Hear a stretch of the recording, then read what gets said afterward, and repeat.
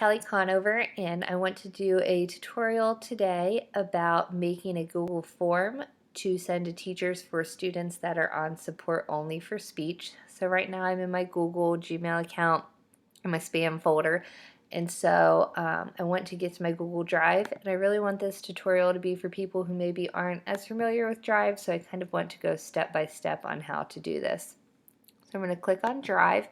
It's going to take me to my drive, which would be any documents that I've created. What I've created here is a folder. It says support only students. You can make your folder say whatever you want. Just right click in empty space, click on new folder. I can name it anything I want. I'll name it after myself here.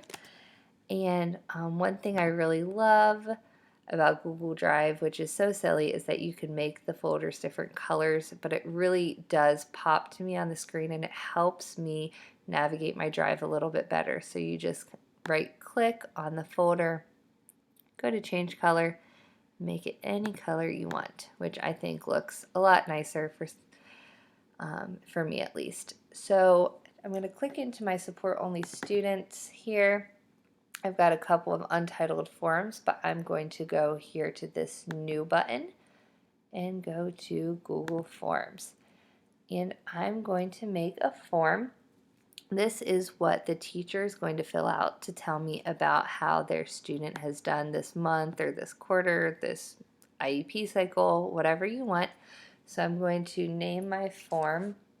I'm going to say, just name it the student's name. I think that's the easiest way to keep things straight. So I'm going to name it Roger Rabbit. And if I have an instruction for the teacher, I can write it here in the form description, like please complete to for the SLP to report on goals for this month. Let's say this can say whatever you want. It's your form. You customize it however you want. And then I'm going to show you how you can easily individualize the form for each student. So here we've got our first question. It says untitled question. And when we click on it, it kind of brings up this question box. The first thing I want to know is the teacher's name. And I'm actually just going to write your name.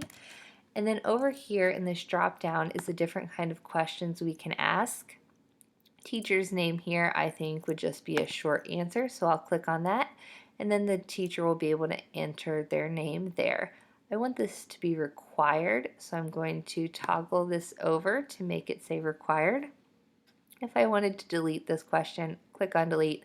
If I wanted another similar question, I could click on duplicate. It would bring up another short answer and maybe I would say month. But really in this case I do not want the month to be a short answer, so I'm going to delete this question and I'm going to click on the plus sign here to add a new one. And what I really want, I still want to know the month. Maybe you don't want to know the month in yours, but on this one I'm going to show you how. So for the month, I want a drop-down option. So what I'm going to do is give them a menu to choose from. So I'm going to list the different months here. August, September, and add option. You just click on it and start typing. October. It's very, very user-friendly. November. I'm not going to write the rest, but you could go down all the way to May. You could write quarter 1, quarter 2, anything you want. I'm going to add a question. And the next question, I'm going to use the multiple choice format. So I'm just going to say, choose one. And maybe I just want to know, did my student need support this month? So the student, and I don't want to use names because if I want to kind of copy this survey for different students, I don't want to have to go in and change the specific name in each question. So let's say Roger has some social skills difficulties, so we're just going to say the student needed support in the area of social skills this month or quarter, whatever. And then my other option is going to be, I'm just going to cut and paste this here. You could obviously just retype it too. And I'm going to say the student did not need support in the area of social skills this month? This is the main information I want to know, so I'm going to require them to answer this. The next question I'm going to ask is going to be related to my students' individual needs. So this would be the section that I would probably individualize on each survey. So I will say, check any problem areas noted this month. And I'm going to use check boxes so they can check more than one. Let's say Roger has trouble working in groups. So I'm just going to write working in groups, and I'll add another option. I'll say paying attention in class, and we'll do one more. We'll say using sarcasm appropriately, or something like that. I'm really just making this up right now. You're going to do this for your student. And then I'm actually going to click Add Other. That's going to give them the other box, and then they'll have a short answer area to explain what other behaviors they saw. And then I'm going to add one more question. In this one, I will do the paragraph, and this is where I'm going to let the teacher let me know what's been going on this month. So maybe I'll just say add additional comments here, strengths and weaknesses observed this month, something like that. Okay, so now I have a short but pretty effective survey for each teacher to fill out for my students. So now I just want to see what's this going to look like for the teacher that's actually filling it out. I'm going to click on preview, and here's what they're going to get. This is what the survey will look like. We've got the student's name up top, we've got the instruction, your name. So I'll just say Kelly Conover. And the month, well, it's September. And let's see, my student did not need support. See how I can only choose one? And we'll say that he had some trouble paying attention in class. And we'll also say that he was rude to some classmates when he was tired one day. Okay, so then they're able to share that other information with you. And then additional comments here, I could say he's doing great or whatever. And then I can click on submit. Now, if we go back, when we did the preview, it opened a new tab. So we'll go back to our previous tab.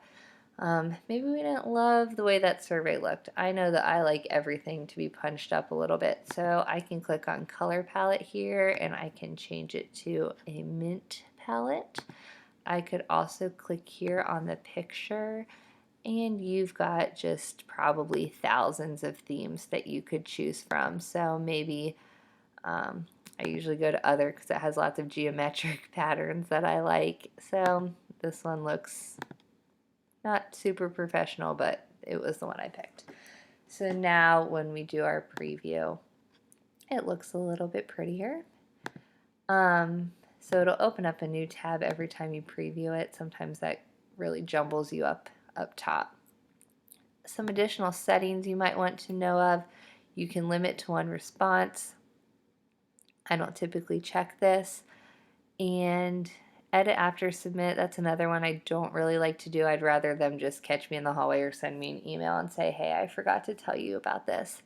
The one thing I do like to do is on presentation, you can do a confirmation message here. So I like to say something nice to make the teacher feel good about filling it out. So thanks for taking time out of your busy day to fill out this survey. Your input is invaluable to me. Okay, and then save. And then you'll see when we do our preview that after they've done their answers, they get this little confirmation message, which I think might make them feel good about filling it out and maybe more likely to fill out another one in the future. Okay, So we're back to our page, and you're probably wondering, where are all of these responses going? So here you can go back and forth and go to questions and responses, and you can see a summary of the responses, which isn't super helpful in this situation. And you can also see, I guess, some individual responses, which I don't find to be helpful either. What you are going to want to do is you're going to click on Create Spreadsheet here. And this is going to come up. You want it to say Create a new spreadsheet, especially for your first one. And I'm actually going to title this Support Students. So I'm going to create it. One other thing we want to do before we're done is we want to name this form. See how it says Untitled Form up here? We are going to, well, once I clicked on it, it just went ahead and named it the name of my student, which is what I wanted it to do anyway. If I want to send the form, click over here on Send. I get this box. I can enter the emails. If I want to email the form, the recipients, the subject, and the message. And then you can check to include the form in the email, which means the form will be embedded. They won't even have to go to another page. I like to do that. I think it increases responses, but you don't have to. You can also get the link by clicking up here. If you click just a single click here, it'll highlight, and then you can do the right click to copy. If you're on a Mac, it's Command C. I'm not sure what it is on a PC, but you can copy this link to send in an email. Those are the two ways you would want to send it out. I think this is the easiest way. Throw in the teacher's email addresses here, enter the subject, say, please, please, please fill this out. It's so important, and hopefully they will. So now that we're done, we're going to go back to, it's going to take us to our forms, which I don't want, so I just click up here to Google Apps. I'm going to go back to my drive. Now, when I go to my Support Only Students folder, I'm just going to trash these old ones. I not only have our lovely form, but I also have the response sheet. So I'm going to double click on it, and here it opens. And so here's the nice one that I did, where I put my name in and answered each question. One thing you'll notice is you can't read the whole thing, and that is so annoying. So you are going to highlight every row and click up here where it says text wrapping and make it wrap around. And then now you can see everything that everyone wrote. So you've got your questions up here: name, month, choose one, problem areas, additional comments. And you can easily go across and see what each teacher has said about your student. Now here this says form responses 1. I don't like that. So what I'm going to do is I'm going to right click, and I'm going to click rename, and I'm going to call it Roger Rabbit. And you will see why this is very important here in 1 minute. So now I'm done looking at my spreadsheet. I'm going to X out of there. I'm back to my drive. And now let's pretend like I've got another student on support and I want to make a form for him, but I do not need to make the whole form again. I'm going to right click on my existing form, and I'm going to click on make a copy. Now it's going to make a copy. Well, it kicked me out, but I'll go back in. So now I've got a copy of Roger Rabbit, and I've got Roger Rabbit. So next, let's say my new kiddo is John Smith. I'm going to rename this up here, John Smith. And I'm going to change the name to John Smith. I want this to say the same. Teacher has to put their name in. I want them to have to put the month in.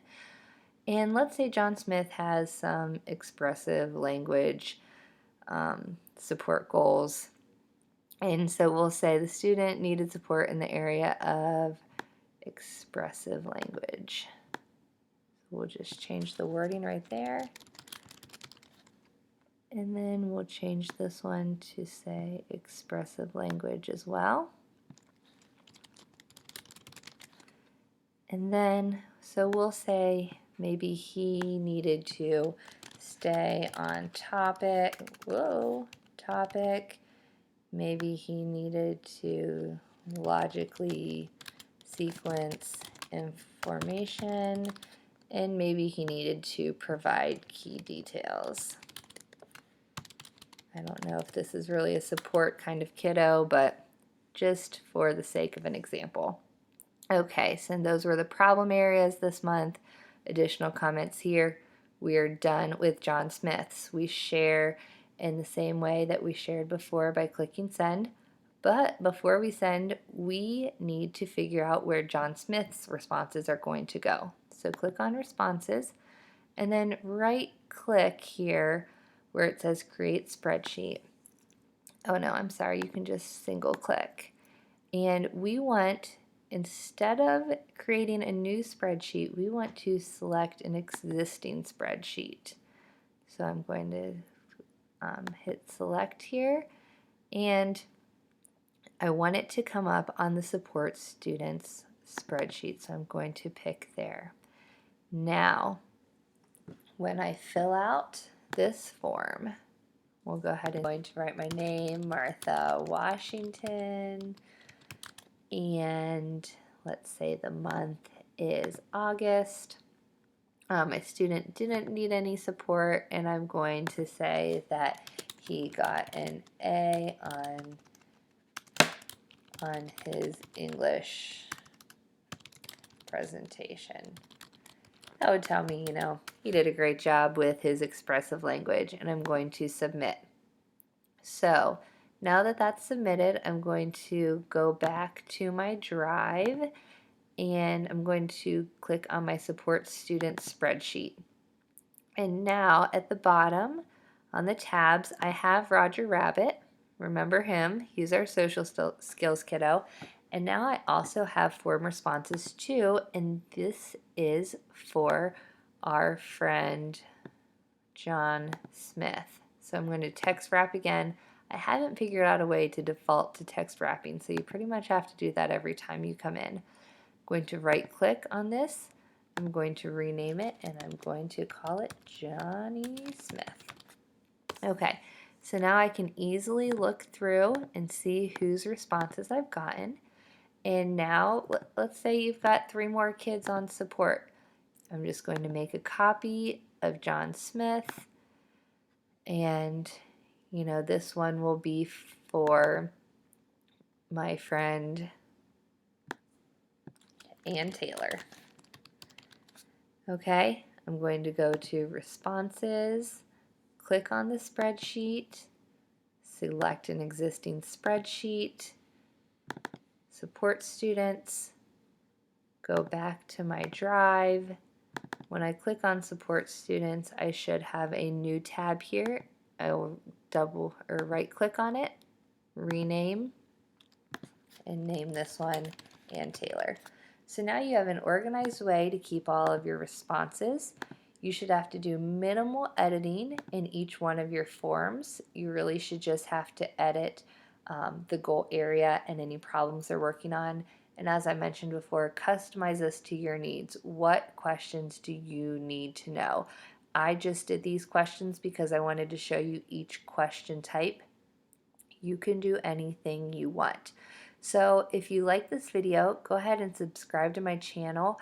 I plan on making a lot of Google Form and Google tutorials. I've been using it a lot over the past few years, and it's really streamlined a lot of things that I do. I did want to get this one out here tonight because there was a Facebook question about it, and so I thought that maybe I should take my first swing at a YouTube video with answering that question that seemed to be a topic that needed discussed tonight. So my email is speechtxsol@gmail.com. If you have any questions about this, feel free to email me. You can also find me on Teachers Pay Teachers under Kelly Conover. I don't have any Google Forms for sale, but I have lots of materials for elementary and high school students.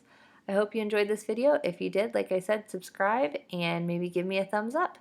I will see you all on my next video. Bye-bye.